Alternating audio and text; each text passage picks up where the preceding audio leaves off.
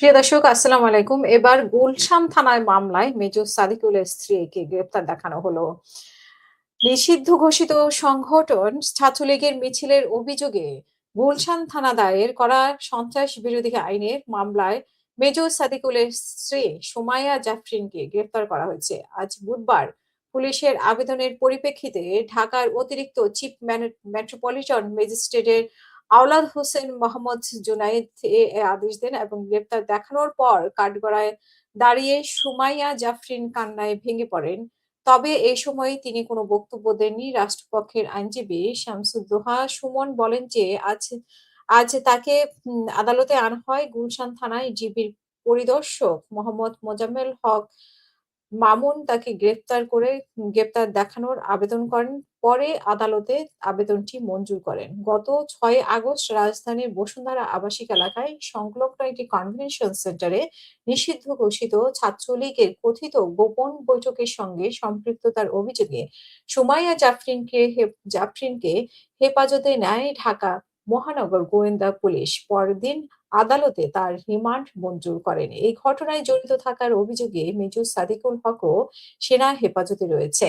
গ্রেপ্তার দেখানোর আবেদনে বলা হয়েছে যে এই মামলায় গ্রেপ্তার অন্য আসামি পুলিশ রিমান্ডে নিয়ে জিজ্ঞাসাবাদ করলে তারা মামলা সংক্রান্ত গুরুত্বপূর্ণ তথ্য প্রকাশ করে। গ্রেপ্তারের আসামিদের জবানবন্দি এবং স্থায়ীভাবে তদন্তে জানা যায় যে জেল হাজতে থাকা সুমাইয়াত আহমেদ জাফরিন মিছিলে অংশ নিয়েছে।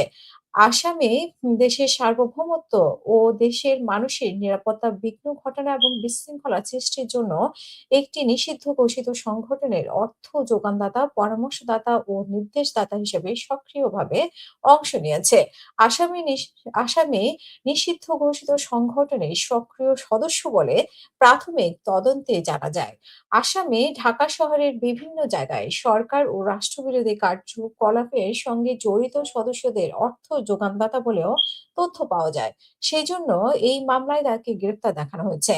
মামলার অভিযোগে বলা হয় গুলশান ১ জাব্বার টাওয়ারের পাশে রাস্তার ওপর গত ২২শে এপ্রিল সকাল ৭টায় নিষিদ্ধ ঘোষিত সংগঠন ছাত্রলীগের ব্যানারে অজ্ঞাতনামা ৩০ থেকে ৩৫ জন মিছিল করে। ওই সময় ছাত্রলীগের সঙ্গে আওয়ামী লীগের অন্যান্য সহযোগী সংগঠনের নেতাকর্মীরা দেশবিরোধী স্লোগান দিতে থাকে। এই সময় ৫ জনকে গ্রেফতার করা হলেও বাকিরা পালিয়ে যান। ওই ঘটনায় ওই দিনই পুলিশ বাদী হয়ে গুলশান থানায় মামলা করেন। প্রিয় দর্শক কমেন্টের মাধ্যমে আপনাদের মতামত জানাবেন এবং এর আগে আমরা জানি যে মেজর সাদিককে গ্রেফতার করা হয়েছে। কিন্তু মেজর সাদিক থেকে কি তথ্য পাওয়া হয়েছে সেটা কিন্তু আমরা জানি না। এবং মেজর সাদিক যাদেরকে ট্রেন আপ করেছেন তাদের মধ্যে এই ঘটনার হামলাকারীর ফয়সাল ছিল কিনা সেটা কিন্তু এখনো পুলিশ কনফার্ম করতে পারেনি। আসলে আমাদের পুলিশ এক ধরনের আইনশৃঙ্খলা বাহিনী এক ধরনের ধোঁয়াশার মধ্যে রেখে দিয়েছে। এই যে হাদির ঘটনা, তারপরে মেজর সাদিকের ঘটনা। সো আমরা আশা করব যে এগুলো আমাদেরকে আরেকটু পরিষ্কার করবে যে কি হচ্ছে। মেজর সাদিক থেকে কি তথ্য পাওয়া গেল সেটা কিন্তু আমরা এখনো জানতে পারিনি এবং মেজর সাদিকের ওয়াইফকে আজকে কোর্টে আনা হলো। সো আসলে এগুলো একটা ধোঁয়াশা তৈরি করেছে এবং মেজর সাদিকের ওইখানে যারা ট্রেনিং প্রাপ্ত হয়েছেন তারা কারা? তাদেরকেও তো এখনো প্রকাশ্যে জানানো হয়নি যে তারা কারা ছিল, তারা কোথায় চলে গেল ট্রেনিং নিয়ে।